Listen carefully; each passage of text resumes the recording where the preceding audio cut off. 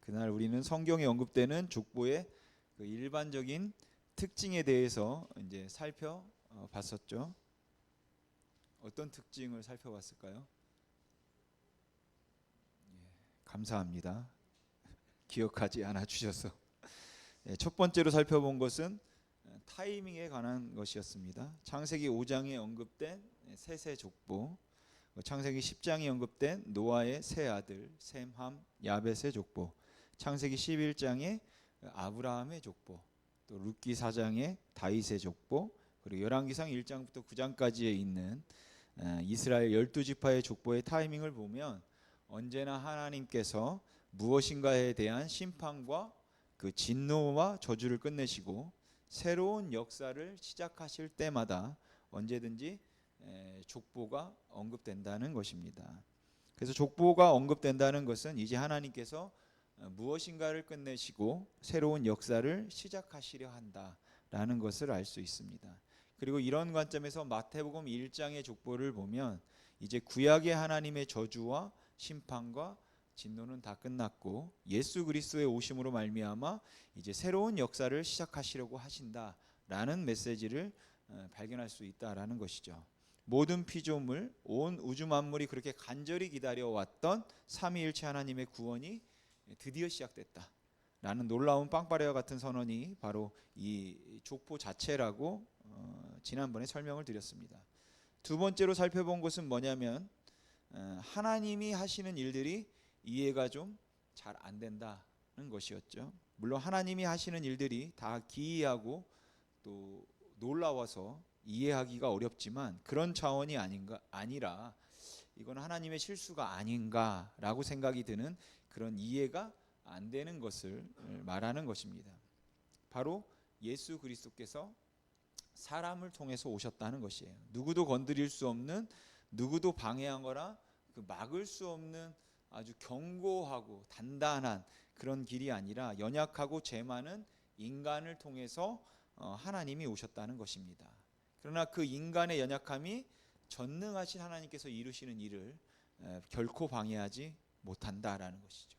인간의 그 가증함이나 부정함, 또 그 죄악 덩어리가 거룩하신 예수님께서 이루시는 그 순전한 일에 조금도 오명을 남기지 않았다는 겁니다. 그거와는 아무 상관없이 하나님의 그 뜻을 이루셨습니다. 우리가 이 이해를 기반으로 오늘 마태복음 1장을 좀 더 살펴보려고 합니다. 여러분, 마태복음 1장뿐만 아니라 그 성경에 언급된 족보들을 살펴보면 일반적으로 네 가지의 내용이 언급된다는 것을 우리가 쉽게 알 수 있습니다. 언제 태어났는지, 둘째 누구를 낳았는지, 셋째 얼마 동안 살았는지, 넷째 언제 죽었는지. 물론 어떤 족보에는 이 네 가지가 다 나오고 어떤 족보에는 뭐 한두 가지가 빠지기는 하지만 족보에 가장 일반적인 내용을 골라라 그러면 이 네 가지입니다. 언제 태어났는가, 누구를 낳았는가, 그리고 얼마 동안 살았는가, 그리고 언제 죽었는지입니다. 그런데 마태복음의 족보는 그 모든 것을 거절하고 있습니다. 모든 것이 생략되어 있고 오직 한 가지만 언급되어 있는데 바로 누가 누구를 낳았는가입니다. 그것만 있습니다. 일반적으로 족보에서는 사람은 죽음으로 마무리가 되게 되어 있습니다. 그러나 마태복음의 족보는 아니죠. 그래서 사람이 죽음으로 마무리가 되는 것이 아니라 어떤 사람의 생명이 누구를 낳음으로 말미암아 그 사람의 생명이 다른 사람에게 전달되어 연결된다는 것을 강조하는 것, 이것이 마태복음의 족보입니다. 즉 죽음으로 인한 단절이 아니라 낳음으로 인한 연속과 연결을 강조하는 것이 이 마태복음의 족보라는 것이에요. 그러니까 사람의 생명이 또 다른 생명을 낳아 그 생명이 연결되는 그 길을 통해 예수님께서 오셨다라는 것이죠. 그런데 이건 쉬운 일이 아닙니다. 왜냐하면 인간의 생명은 연약하기 때문이죠. 길어봤자 뭐 100년, 또 스스로 또 생명을 없앨 수도 있습니다. 아니면 어떤 강한 사람이 그 생명을 빼앗을 수도 있습니다. 또는 어떤 상황과 사고로 말미암아 그 생명을 잃어버릴 수도 있는 것이에요. 그렇게 인간의 생명은 견고하지 않다는 것이죠. 근데 그 연약한 생명의 길을 통해 예수님이 오신 것입니다. 여러분, 예수님이 오셨던 길은 꽃길이 아니었습니다. 예수님이 오셨던 길은 무엇도 건드릴 수 없는, 흠집 하나 나지 않는 그러한 강력한 길로 오신 것이 아니라 한없이 연약한 사람의 생명을 통해 연결되어서 예수님이 오셨다는 것이에요. 또한 예수님이 오셨던 길은 순탄하지 않았습니다. 매 순간 위기였습니다. 제가 순탄지 않았다, 위기였다라고 말하는 이유는 뭐냐면, 구체적으로 예수님께서 오실 길이 끊어질 뻔했다라는 것이에요. 사실 시작부터 끊어질 뻔했습니다. 여러분, 마태복음의 족보는 아브라함부터 시작이 됩니다. 여러분, 아브라함은 갈대아 우르에서 아버지 데라와 함께 우상을 만들어 섬기던 하나님을 전혀 모르던 사람이었습니다. 그래서 사대행전 7장 스데반의 설교를 보면 영광의 하나님이 메소포타미아에 있었던 아브라함에게 나타나셔서 갈 바를 지시했다라고 말하죠. 그렇게 하나님께서 아브라함을 불러내십니다. 그래서 아브라함이 그곳에서 나와요. 그렇게 아브라함이 갈 바를 알지 못하고 나와서 처음에는 하란에 갔다가 이제 거기에 좀 있다가 다시 지시하신 땅 가나안으로 가게 됩니다. 그렇게 아브라함이 가나안 땅에 도착했을 때 하나님은 땅을 약속하십니다. 근데 땅만 약속하신 것이 아니라 한 가지를 더 약속하시는데 아브라함에게 아들을 주신다고 약속하세요. 여러분, 아브라함이 그 약속을 받았을 때가 몇 살입니까? 무려 75세입니다. 이건 거의 소망이 끊어졌을 때이죠. 여러분, 75세인데 그동안 얼마나 아들을 바랐겠습니까? 근데 하나님이 아들을 주신다고 약속하시니까 얼마나 좋았을까요? 얼마나 기대가 부풀었겠습니까? 그런데 웬걸요, 1년이 지나고 5년이 지나고 10년이 지나고 15년이 지나고 20년이 지나도 아들이 주어지지 않습니다. 여러분도 아시겠지만 이 하나님의 약속이 성취되었던, 그래서 아브라함이 아들을 받았을 때는 아브라함의 나이가 100세 됐을 때입니다. 하나님의 약속을 받고 무려 25년이 지났을 때입니다. 여러분, 25년은 포기하기에 충분한 시간이고 좌절하기에 충분한 시간입니다. 아, 내가 잘못 들었나 보다. 여호와도 별 수 없다. 아닌가 보다. 그냥 꿈꾼 건가 보다. 만일 이 25년 동안에 아브라함이 포기했다면 예수님의 오시는 길은 시작부터 끊어지는 겁니다. 우리는 글로 쉽게 읽지만 사실은 이게 굉장한 위기의 순간이었다라는 것이죠. 그러나 족보를 보면 아브라함보다 훨씬 위기였던 순간이 있었습니다. 마태복음 1장 9절에 나와 있는 아하스 때입니다. 아하스. 여러분, 혹시 아하스가 누군지 아십니까? 여러분, 주전 931년에 솔로몬이 죽고 이스라엘은 남과 북으로 나눠지게 됩니다. 그래서 북이스라엘의 초대 왕은 에브라임 지파인 여로보암이 되고 남유다의 초대 왕은 솔로몬의 아들인 르호보암이 되죠. 솔로몬의 아들이라는 것은 다윗의 손자라는 것이고, 그러니까 르호보암이 예수 그리스도께서 오시기로 약속된 그 길입니다. 이렇게 르호보암을 시작으로 남유다의 왕이 진행되는데 남유다의 12번째 왕이 아하스입니다. 성경에 나오는 아하스에 대한 이야기, 그에 대한 평가를 보면 아하스는 믿음이 약한 사람, 믿음이 적은 사람이 아니라 아하스는 믿음이 아예 없는 사람입니다. 그래서 성경은 그 사람을 가증했다, 악하다라고 평가해요. 아하스는 남유다 왕임에도 불구하고 그 성전이 예루살렘에 있음에도 불구하고 무슨 일만 생기면 하나님을 찾고 기도하는 것이 아니라 아수르에 가서 도움을 청합니다. 그렇게 아하스는 하나님에 대한 믿음이 아예 없었으며 오히려 하나님을 대적하고 조롱하고 비방했던 사람이에요. 그런데 한 가지 더, 정말 상상할 수 없는 악한 짓을 한 사람이 아하스입니다. 열왕기하 16장 2절과 3절인데 제가 한번 읽어보겠습니다. 아하스가 왕이 될 때의 나이가 20세라 예루살렘에서 16년간 다스렸으나 그의 주상 다윗과 같지 아니하며 그의 하나님 여호와께서 보시기에 정직히 행하지 아니하고 3절을 잘 보십시오. 이스라엘의 여러 왕의 길로 행하며 또 여호와께서 이스라엘 자손 앞에서 쫓아내신 이방 사람의 가증한 일을 따라 했다라고 하죠. 뭐 이것도 여기까지도 악한 일이지만 그나마 뭐 이건 이해할 수 있다고 치자면 그 다음은 정말 기가 막힙니다. 자기의 아들을 불 가운데로 지나가게 하며, 여러분 아하스는 자기의 아들을 불 가운데로 지나가게 한 사람입니다. 여기서 아들이라는 것은 왕자죠. 다시 말하면 아하스가 죽으면 자기 뒤를 이어서 남유다의 왕이 될 다윗의 후손이라는 뜻입니다. 즉 예수님께서 오시기로 작정된 바로 그 길이라는 의미예요. 근데 그 아들을 불 가운데로 지나가게 했다는 겁니다. 여러분 이스라엘 동쪽에는 요단강이 흐르고 그 요단강 동편에 나라가 있는데 아래에는 모압이 있고 위쪽에는 암몬이라는 나라가 있습니다. 이 두 나라는 다른데 신은 같은 신을 섬겼습니다. 근데 그 이름이 좀 다르게 불렸어요. 나라에 모압에서는 금오스라고 부르고 암몬에서는 밀곰이라고 부릅니다. 근데 원래 그 신의 이름은 우리에게 익숙한 걸로 말하면 몰렉입니다. 몰렉. 그리고 하나님은 이 몰렉을 가증스럽게 여겼습니다. 물론 하나님은 모든 우상 숭배를 싫어하십니다. 그러나 특별히 이 몰렉, 그래서 바알보다 더 가증스럽게 여기는 것이 몰렉입니다. 그래서 레위기 20장 2절 말씀에는 몰렉을 섬기는 자는 반드시 죽이라 이렇게 말할 정도예요. 왜냐하면 몰렉을 예배하는 방식 때문에 그렇습니다. 여러분 몰렉은 얼굴은 송아지고 송아지 형상이고 몸은 사람의 모양입니다. 그리고 이렇게 의자에 앉아 있고 손은 이렇게 모으고 있어요. 그래서 커다란 그릇처럼 손이 되어 있습니다.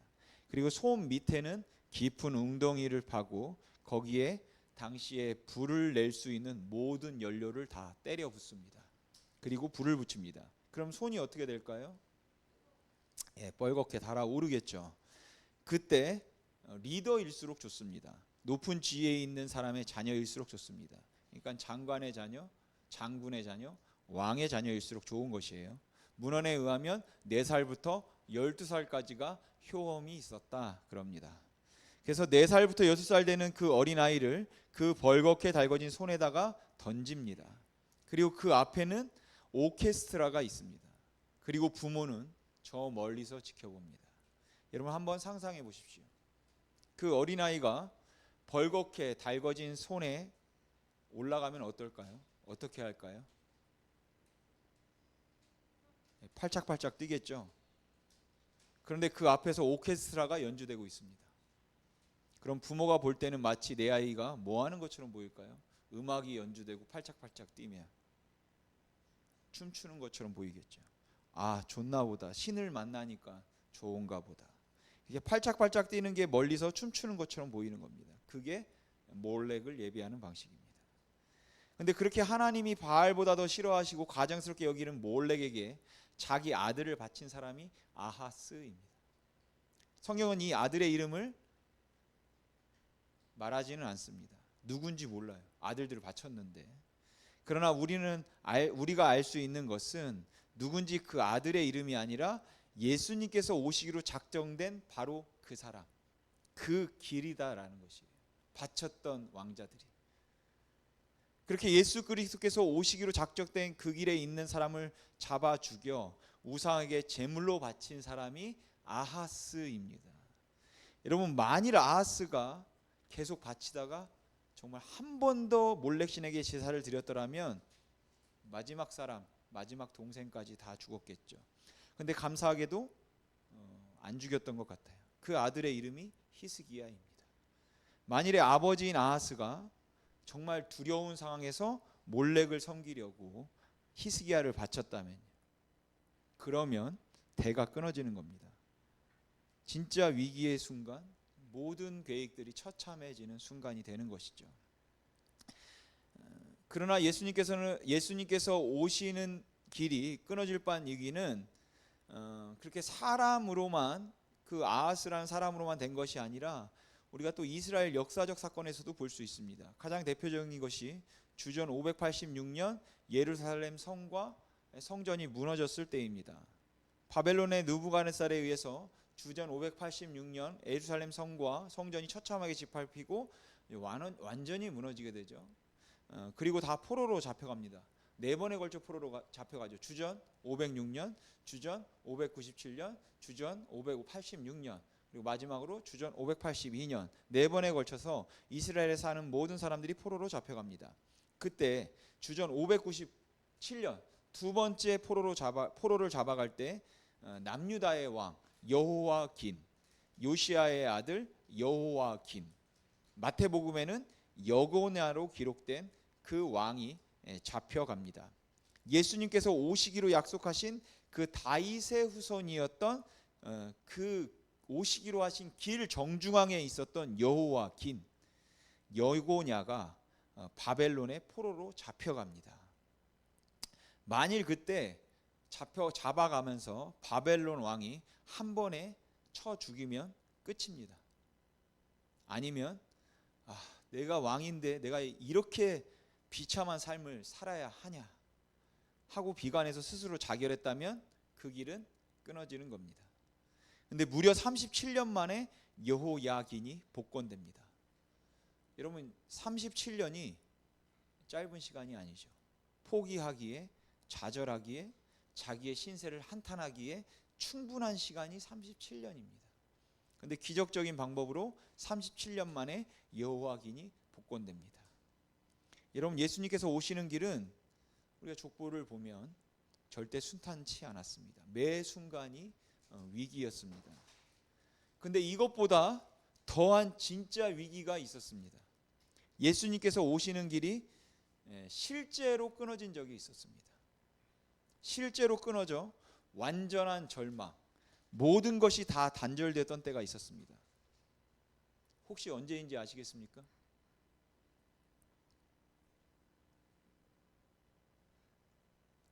여러분 사사들이 통치하던 때에 유다 지파의 땅 베들레헴에 살던 그 예수님이 오실 라인 정중앙에 있었던 엘리멜렉이라는 사람이 있었습니다. 유다 지파의 땅 베들레헴은 예수님께서 유다 지파로 오시니까 이 베들레헴 땅은 중요하죠. 근데 그곳에 갑자기 기근이 옵니다. 그래서 그 기근을 피해서 피난을 가는데 어디로 가냐면 그 몰렉의 본거지 모압 땅으로 아내 나오미와 두 아들 말론과 기론을 데리고 피난 갑니다. 그런데 웬걸요? 살라고 갔는데 가자마자 엘리멜렉이 죽습니다. 그리고 살라고 갔는데 두 아들도 죽습니다. 이게 무슨 말이냐면 그 집안의 모든 남자들이 다 죽었다는 겁니다. 이거는 그냥 한 가문의 대가 끊어졌다는 것이 아니라 예수님께서 오시기로 수천 년 전부터 약속되었던, 준비되었던, 계획되었던 그 길이 끊어진 것이에요. 나중에 이 부분을 설교할 일이 있겠지만 아무튼 끊어진 것입니다. 근데 갑자기 한 사람이 나타납니다. 그리고 이렇게 말합니다. 내가 내 이름을 버리겠다. 내가 내 가진 모든 재산을 버리겠다. 내가 가진 모든 권리를 버리고 엘리멜렉의 장자, 이미 죽은 말론의 이름으로 내가 살겠다. 그리고 내가 말론을 대신해서 대를 잇겠다. 여러분 미친 거죠. 자기의 모든 것을 버린 겁니다. 이름을 버린 것이에요. 근데 여러분 성경에 보면 이 사람의 재산이 상당합니다. 그러니까 그 어마어마한 재산을 버리고 자기가 가지고 있는 모든 권리, 이름 다 버리고 말도 안 되는 상상하지 못했던 방법으로 그 말론의 대를 잇습니다. 그 사람의 이름이 바로 보아스입니다. 그리고 이 보아스가 룻과 결혼해서 아들을 낳습니다. 그 아들의 이름이 오벳이에요. 그리고 오벳의 아들을 낳는데 그 이름이 이새입니다. 이새가 누굽니까? 죄송합니다. 그 유명한 다윗의 아버지죠. 그러니까 보아스가 다윗의 증조 할아버지인 것이에요. 여러분, 다윗은 절대 태어날 수 없었던 사람입니다. 지금까지 보아스처럼 산 사람은 아무도 없었습니다. 그런데 말도 안 되는 보아스가 튀어나와서 내가 다 버리고 내가 말론의 이름으로 살아버리겠다. 보아스로 말미암아 다윗이 나온 것이에요. 그렇게 모든 것이 다 끊어졌을 때, 완벽한 절막, 완벽한 어둠이 됐을 때 하나님이 준비하셨던 사람이 바로 보아스이고, 그로 인해 다윗이 나온 것입니다.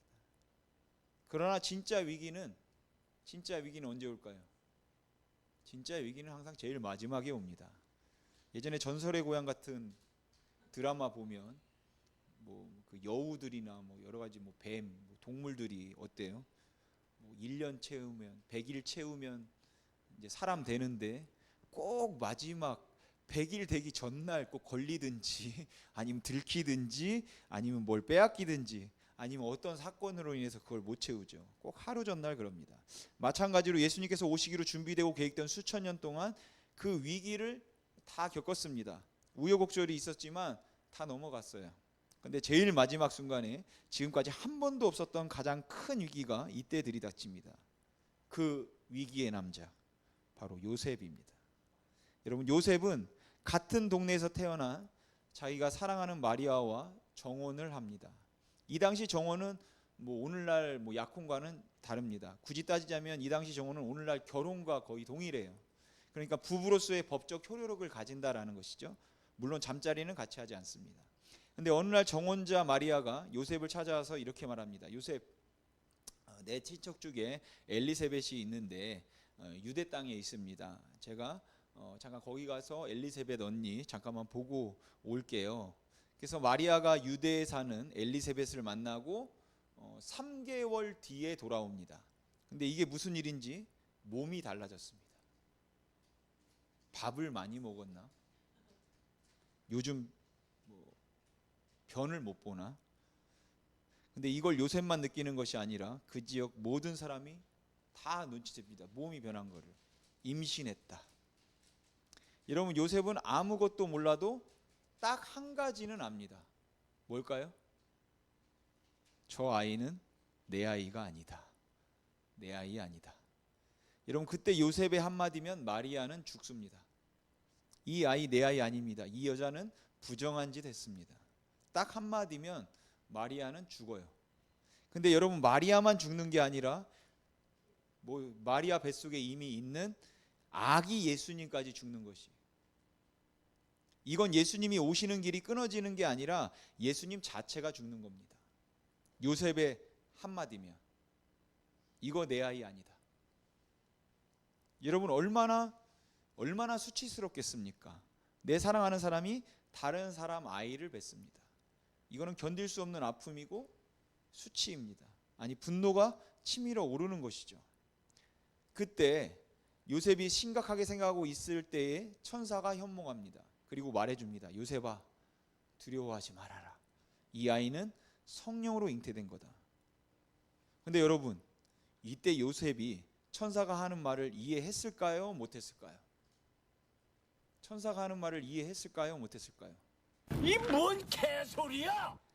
이 정도 느낌이었을 것 같아요. 이해 못합니다, 여러분. 야, 성령 내가 한 번도 들어본 적이 없다.